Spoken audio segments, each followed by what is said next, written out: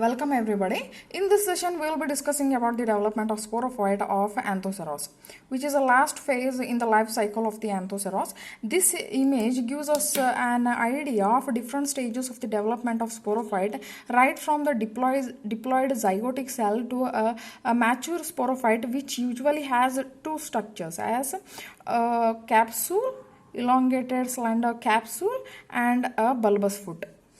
You can just make out these cells of the bulbous foot, which I will be explaining now. So let's begin with the stages which are involved in the development of the sporophyte. As we all know, as we all seen in our first clip of introduction of Anthoceros, the dorsal surface of Anthoceros will be having an emergence of the sporophyte, which resembles a horn-like structure, horns of the animals usually. That's the reason they are called as horn rods. And this will be having a structure somewhat like this. From the thyroid structure, which is emerging out, is nothing but a sporophyte. The sporophyte is having a bit thickened structure here. This thickened structure is called as involucre. How the involucre formed and what exactly sporophyte has, we will see now. Now, as we all know, that by taking the LS longitudinal section of sporophyte, it reveals two distinct parts. As I said, one will be base, another one will be capsule. There is a complete absence of slender neck-like seta in a sporophyte of Anthoceros. It usually has two structures as foot as well as capsule. Now, foot is like a massive structure followed by a long, slender capsule.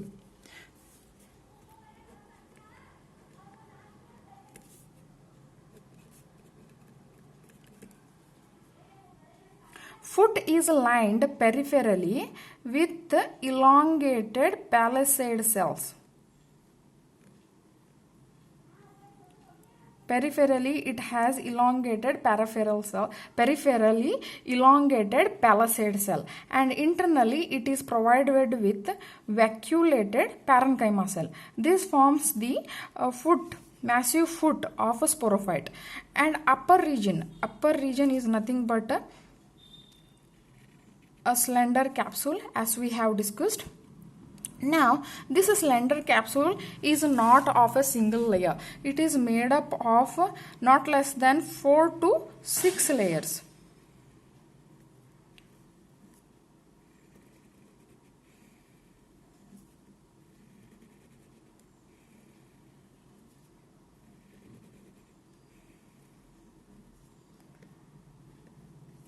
Capsule is made up of 4 to 6 layers. The outermost layer is epidermis and it is highly cutinized. And it is lined with highly cutinized cells, and in between you are going to see structures called as stomata. These stomata are lined by the guard cells. Now, internal to the other 4 to 5 layers, they are made up of parenchymatous cells, and these parenchymatous cells contain chloroplast in them. That's the reason they are called as chlorenchymal cells or chlorenchyma cells. So these cells will be having chloroplast in them. So the outermost layer will be having stomata, all the inner cells will be having chloroplast in them. So they are going to carry out photosynthesis. Please make this note that sporophyte is going to synthesize the food. Then we have said that gametophyte is a dominant stage in the Anthoceros and sporophyte is going to dependent on the gametophyte. When it is going to synthesize its own food, how it is going to dependent on the gametophyte? That is the question arising to your mind. I know it very well. But what sporophyte is? A sporophyte is not a parasite. It is going to act as a semi-parasite on the gametophyte. Though it is going to synthesize its own food, for the supply of water and supply of the nutrient, this sporophyte is dependent on the gametophyte. These two things are sent by gametophyte only. That's the reason sporophyte is dependent on gametophyte, and it is going to act as a semi-parasite, not a parasite, not even a saprophytic mode of life, but it is going to be a semi-parasite on gametophyte. Okay, now this formed the structure of the capsule, which is of 4 to 6 layers, and a bulbous foot, which is massive. Outermost layer of the capsule is cutinized, where the inner layers have chloroplast present in them. That's the reason they are called as chlorenchymal cells, responsible to carry out photosynthesis. Now, inner to these layer will be another layer. This layer is called as archisporial tissue. Archisporial tissue or sporogenous tissue. Archisporial or sporogenous tissue. What it does, it is going to differentiate into spore mother cell, where later they are going to undergo meiotic division, leading to formation of spores which are haploid in nature. We had a diploid zygote, 2n. Diploid zygote is going to give now haploid spores.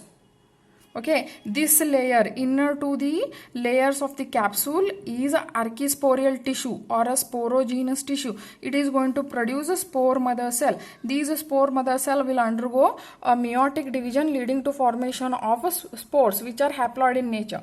Now, inner to archisporial tissue, there is another structure. This structure is called as columella. This structure, dome-shaped structure, it is called as columella. This columella has 16 vertical rows. This columella has 16 vertical rows of cells.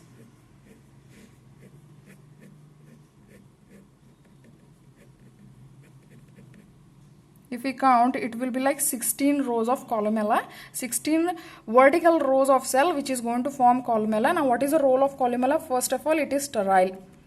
Now, what is the role is, like it is going to provide a mechanical strength. Now, we can see the sporophyte which is erect, standing out on the dorsal surface without any support. This is because of the columella. Columella is going to provide a mechanical strength to the developing sporophyte. So, it is having the first function as mechanical strength. Secondly, it is also helpful in dispersal of the spores. Dispersal of spores. And thirdly, it is going to act as a conducting tissue which is going to supply water and nutrients.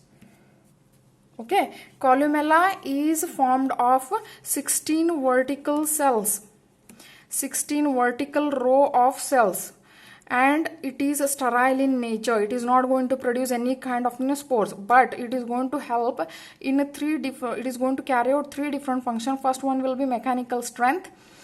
So second one, it will be helpful in dispersal of the spores produced. Apart from that, it is going to supply water as well as nutrients. So it is going to act as a conducting tissue.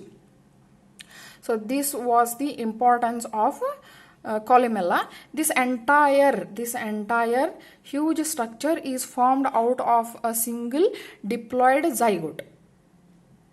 This zygote, now the where this exactly present is, if we consider this as a dorsal surface, here what we have is neck followed by a venter.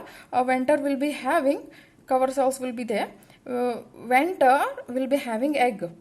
Egg is going to be fused with a zygote. Egg is going to be fused with the anthrozoids, which are going to come out by the removing of the cover cells because of the mucilaginous substance which is present in the venter. In the neck, mucilaginous substance will be present in the neck region.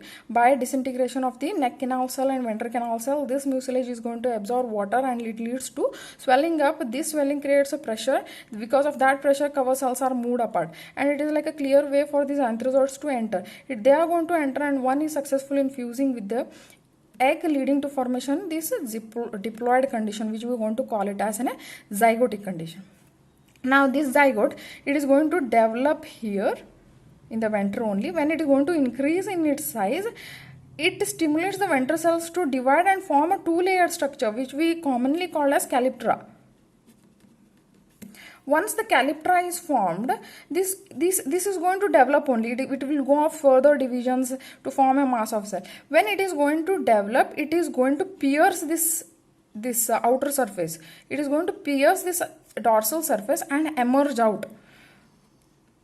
And it is going to emerge out. When it is going to emerge out, when it develops, when it is going to develop further, it is going to pierce this dorsal surface and emerge out.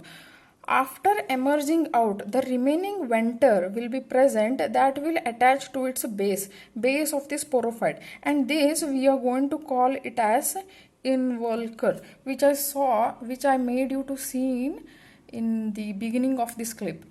This involucre is nothing but the remnants of the venter, that is calyptra.